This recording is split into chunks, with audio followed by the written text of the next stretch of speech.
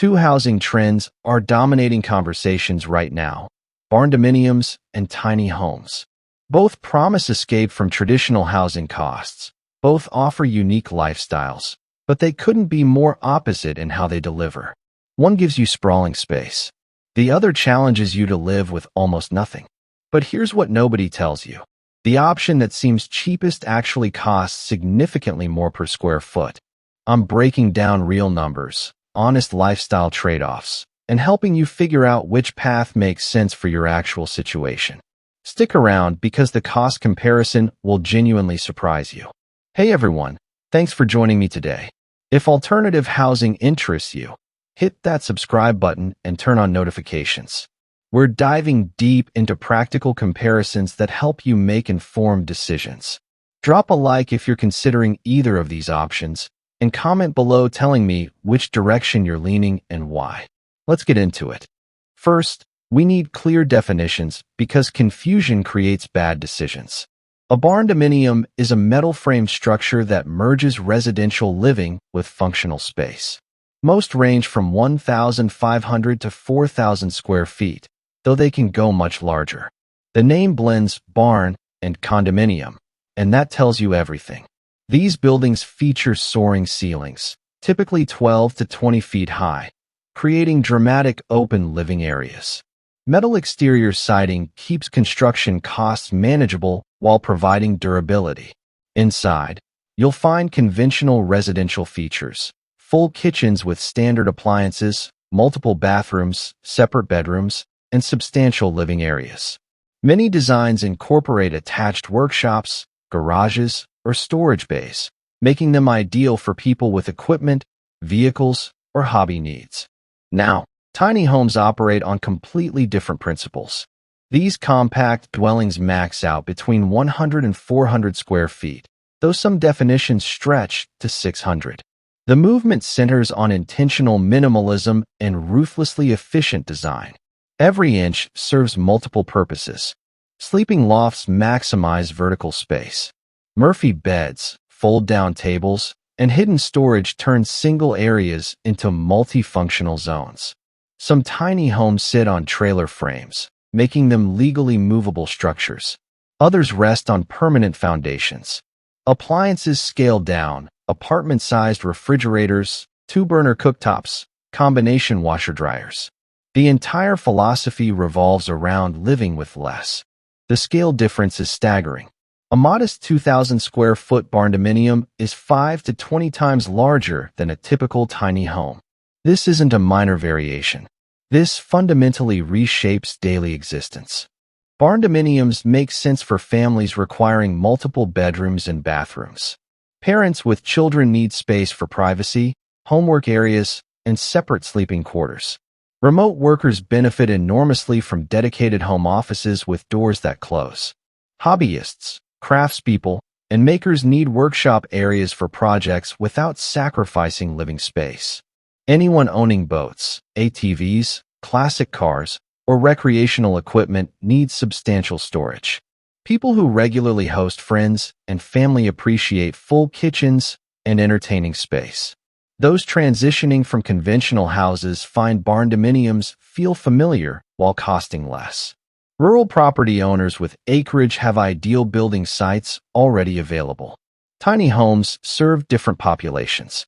Singles or couples without children can manage compact quarters more easily. Genuine minimalists who already embrace simplified living adapt naturally. People facing severe budget constraints find lower total costs appealing. Those craving mobility and travel flexibility appreciate homes on wheels. Retirees dramatically downsizing possessions transition more smoothly. Environmental advocates prioritizing minimal ecological footprint accept space limitations. Anyone willing to pay cash avoids complicated financing. Here's the crucial insight: neither option is universally superior. The question isn't which is better. The question is which aligns with your genuine needs, not idealized fantasies. Let's examine actual 2025 numbers, because this is where assumptions crumble. Barndominiums cost between $60 and $160 per square foot completed. A 2,000 square foot project ranges from $120,000 to $320,000 total, with national averages around $230,000. Basic builds at $80 per square foot deliver functional homes with standard finishes for $160,000. Mid-range projects at $115 per square foot include quality materials and better amenities for $230,000. High-end barndominiums at $160 per square foot feature premium finishes, custom elements, and upscale fixtures for $320,000. Now here's the shock. Tiny homes cost $150 to $450 per square foot completed. Average rates hit $290 to $300 per square foot. A 300 square foot tiny home runs $45,000 to $135,000, with typical builds around $67,000. Wait, tiny homes cost more per square foot? Absolutely. A tiny home at $300 per square foot costs nearly triple a barndominium at $100 per square foot. Why? Because tiny homes still require complete kitchens, full bathrooms, electrical systems, HVAC, and plumbing. These fixed costs spread across only 200 to 400 square feet instead of 2,000. You're purchasing identical complexity compressed into far less space. Let's compare directly. That $230,000 barndominium at $115 per square foot gives you 3 to 4 bedrooms, 2 to 3 bathrooms, a full kitchen, living areas, and often attached garage space. The $87,000 tiny home at $290 per square foot provides 1 sleeping loft, 1 tiny bathroom, a kitchenette, and minimal living area. Per square foot, the tiny home costs 2.5 times more. Total cost, the barndominium costs $143,000 more. This is the fundamental trade-off. Tiny homes have lower total costs because they're tiny, but you pay premium rates for that compressed space. If your absolute budget ceiling is $90,000, tiny homes are your only option. You cannot build a barndominium for that amount. If you have $200,000 to $250,000 available, barndominiums deliver dramatically more space at equal or lower per square foot costs. Both options share additional expenses. Land purchase, if you don't already own property, varies wildly from $5,000 to $100,000 plus, depending on location. Barndominiums typically need 2 to 5 acres minimum. Tiny homes work on much smaller lots or rented spaces. Utilities including wells, septic systems, and electrical service add $30,000 to $80,000 on raw land. Permits and fees range from $500 to $5,000 depending on jurisdiction. Tiny homes on wheels require quality trailers costing $4,500 to $11,000. Lot rental runs $250 to $1,500 monthly if you don't own land. Transportation costs for moving reach $1,000 to $5,000. Barndominiums require site preparation costing $10,000 to $40,000, larger foundations running $12,000 to $30,000, and potential workshop finishing beyond basic living areas. The lifestyle differences are massive. Let me be completely honest about daily existence in each option. Tiny home living means owning very few possessions. Everything you own must fit in 200 to 400 square feet, including furniture, clothes, kitchen items, and personal belongings. No keeping things just in case. No hobbies requiring equipment. Privacy becomes nearly impossible when sharing space. In 300 square feet with a partner, you're always together. No separate bedroom, no office door to close, no personal space. Cooking is challenging in tiny kitchens with mini fridges, 2-burner stoves, and minimal counter space. Meal prep for guests is nearly impossible. Entertaining is extremely limited. You might fit 4 people total. Hosting dinner parties or family gatherings happens elsewhere or not at all. Storage requires constant Tetris. Every item needs a designated spot. Seasonal clothes get rotated. Sports equipment doesn't fit. Buying anything new means discarding something else. Showers and bathrooms are tight. Many tiny home showers are 30 by 30 inches. Getting ready in the morning becomes logistical choreography. Weather impacts you more. Tiny spaces feel suffocating when you can't go outside. Long winters or rainy periods in 300 square feet test mental health. Working from home is difficult without dedicated office space. Your desk is your kitchen table. Your bedroom is your office. Separation doesn't exist. Barndominium living feels like normal home living because it is normal-sized living. A 2,000 square foot barndominium provides actual space to spread out. Multiple people can be home doing different activities without constant interaction. Full kitchens allow real cooking with standard appliances, full counter space, and room for meal prep. Normal hosting works. Privacy exists through separate bedrooms with doors, home offices that close, and bathrooms you don't share. Storage isn't an issue. Closets, garages, pantries, and dedicated storage areas mean keeping normal possession quantities without stress. Hobbies and projects have space.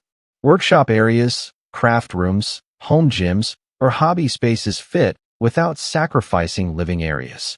Here's the honest truth. Tiny home living requires significant lifestyle sacrifice. It works beautifully for people who genuinely want extreme minimalism. It becomes miserable for people who try it thinking they want minimalism but actually need more space. Barndominium living is closer to traditional home living. You get normal space in a more affordable metal structure. The lifestyle adjustment is minimal. Financing creates challenges many people ignore until too late. Tiny homes face serious financing obstacles. Traditional mortgages rarely work because most lenders have minimum loan amounts of $50,000 to $100,000 and require homes meeting minimum square footage of 600 to 1,000 square feet. Tiny homes fail both requirements. Tiny homes on wheels are considered RVs or vehicles by lenders, not real estate, meaning RV loans with higher interest rates and shorter terms instead of 30-year mortgages. Your options include personal loans with higher rates, RV loans if on wheels, home equity loans if you own other property, or paying cash. Many tiny home buyers save up and pay cash, avoiding financing complications entirely. Resale creates additional challenges. Tiny homes are niche markets. Far fewer buyers want tiny homes than traditional homes, meaning longer selling times and often lower values. Tiny homes don't appreciate like real estate. If on wheels, they depreciate like vehicles. Appraisals are difficult without comparable sales nearby. Barndominiums have easier but not simple financing. Traditional mortgages are possible but require working with lenders experienced in barndominium financing. The challenge is finding comparable sales for appraisals in some areas. Your best options include farm credit lenders specializing in barndominiums, construction to permanent loans, and some conventional lenders if the barndominium meets their standards. Barndominium resale is generally strong. Barndominiums are increasingly mainstream. Buyer demand is growing nationally, especially in rural areas. Well-built barndominiums appreciate similarly to traditional homes. Unique features like shops or large open spaces attract specific buyer types. The key difference: barndominiums are seen as real estate. They sit on foundations, have traditional square footage, and function as normal homes, making financing and selling much more similar to conventional homes. Choose a tiny home if your total housing budget is under $100,000 and you have no other option. If you're single or a couple without kids and don't plan children. If you genuinely embrace minimalism and already live with very few possessions. If you want mobility to travel or move frequently. If you prioritize environmental impact over personal space. If you're retired with minimal possession needs. If you can pay cash and don't need financing. Don't choose a tiny home if you have kids or plan to have kids. If you work from home needing dedicated workspace. If you have hobbies requiring equipment or space. If you own vehicles, tools, or recreational items. If you value privacy when sharing your home. If you plan to entertain guests or host family. If you need financing and can't qualify for personal, or RV loans. Choose a barndominium if you have a housing budget of $150,000 to $400,000. If you need at least 1,500 to 2,000 square feet to live comfortably. If you have a family or plan children. If you work from home and need office space. If you have hobbies, tools, vehicles, or equipment. If you want workshop or storage space. If you plan to stay in one location long term. If you want a home that appreciates in value. Don't choose a barndominium if your total housing budget is under $120,000. If you can't find affordable land or own very small lots. If your area has zoning prohibiting barndominiums. If you genuinely want minimal living space and possessions. If you want maximum mobility and travel flexibility. Here's the bottom line. Tiny homes offer the lowest total cost, but highest cost per square foot and most lifestyle sacrifice. You trade space and comfort for financial freedom and mobility. Barndominiums offer substantially more space for reasonable cost per square foot with minimal lifestyle sacrifice. You get a normal home at lower cost than traditional construction. For most families, couples planning families, or anyone working from home, barndominiums make far more sense. For single minimalists, retirees downsizing dramatically, or those prioritizing absolute lowest cost and mobility, tiny homes can work beautifully. The wrong choice is choosing a tiny home thinking you'll adapt when you actually need space. Be brutally honest about your actual needs and lifestyle. Don't choose based on romanticized fantasies. Choose based on reality. If this comparison helped you, hit that like button and subscribe for more honest housing content. Drop a comment telling me which you'd choose and why. I read every comment and genuinely want to hear your perspective. Thanks for watching, and make the housing choice that fits your actual life.